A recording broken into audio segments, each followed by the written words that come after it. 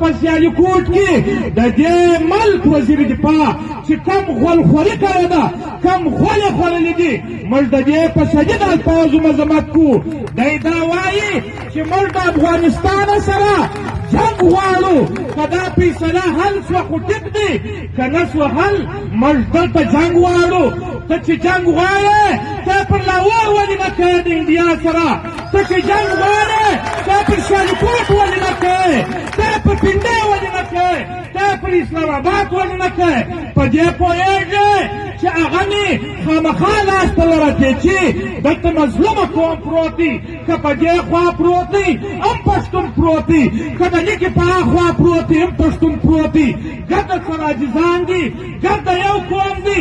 یا چکزی دی یا نورزی دی یا درانی دی یا غلجی دی دا پراته دي لیکن پکښیانې په سیالکوټ کې یا په اسلام آباد کې دا وایې چې زموږ بله لار نشته زموږ لار دا ده چې دا به دلته موږ جنګ غواړو د افغانستان سره یو شی نشته د ظلم خلاف موږ پر دې روډ باندې ناست یو دا ظلم دا جبر چې مرکزي حکومت کومه فیصله کړې ده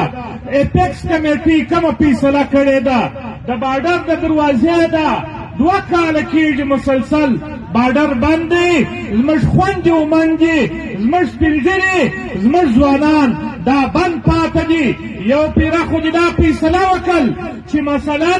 دروازه دې بنده کړل بارډران دې بند کړل نن 14مه ورځ ده بیا چې تا کومه فیصله کړې ده د دې فیصلې خلاف